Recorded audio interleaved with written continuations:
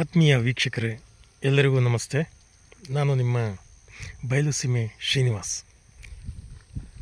ಈ ದಿನ ಚನ್ನರಾಯಪಟ್ಟಣ ತಾಲೂಕು ಹಿರಿಸವೆ ಹೋಬಳಿ ಜಿನ್ನಿನಹಳ್ಳಿ ಗ್ರಾಮದ ಕುಶಾಲ್ ಗೌಡ ಅವರ ಸಿಬಿ ತೋಟಕ್ಕೆ ಬಂದಿದ್ದೇನೆ. ಇಲ್ಲಿ ಏನು ಅಂದರೆ, ರೈತರು ಯಾವುದೋ ಒಂದು ಲಾಭ ಸಿಗೋಂಥ ಬೆಳೆಗೇ ಜೋತ್ ಬೀಳುವಂಥ ಒಂದು ಇದನ್ನು ಬೆಳೆಸ್ಕೊಂಡಿದ್ದಾರೆ.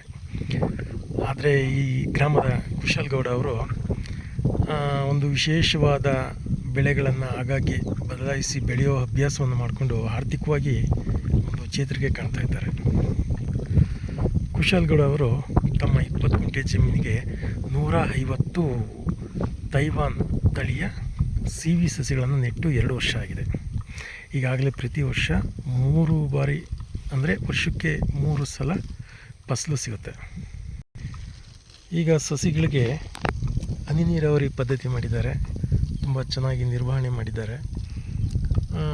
ಜೊತೆಗೆ ಈ ಈಚು ಆದಮೇಲೆ ಹಣ್ಣುಗಳು ಹಾಳಾಗದಿರೋ ಥರ ಈ ಕವರನ್ನ ಕಟ್ಟಿ ನಿರ್ವಹಣೆ ಮಾಡಿ ಒಂದು ತುಂಬ ಕಾಳಜಿ ವಹಿಸಿ ಶ್ರಮ ವಹಿಸಿ ಕೆಲಸ ಮಾಡ್ತಾಯಿದ್ದಾರೆ.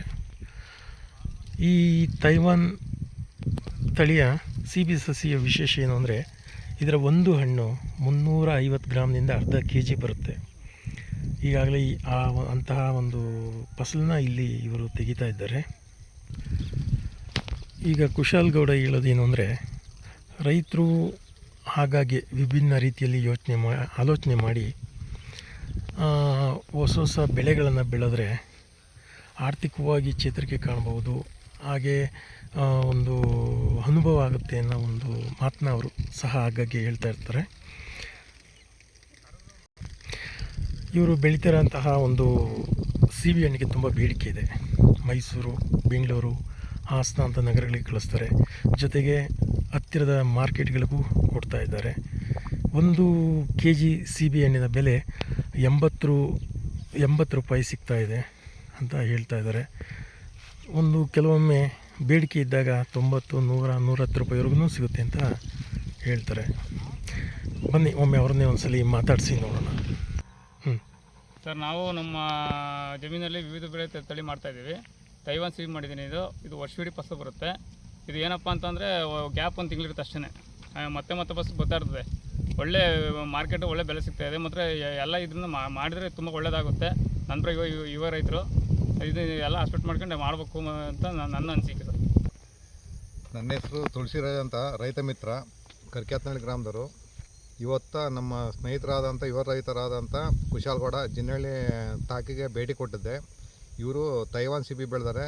ನೆಟ್ಟ 6 ತಿಂಗಳಿಂದ ಫಲ ಬಿಡೋಕ್ಕೆ ಸ್ಟಾರ್ಟ್ ಆಗಿದ್ದಾವೆ. ಒಂದೊಂದು ಸಿಬಿ 300ರಿಂದ 500 ಗ್ರಾಮ್ ತನಕ ಬರ್ತವೆ. ಇದರಲ್ಲೇ ತಮ್ಮ ಆರ್ಥಿಕ ಪರಿಸ್ಥಿತಿ ಸುಧಾರಿಸ್ಕೊಂಡಿದ್ದಾರೆ.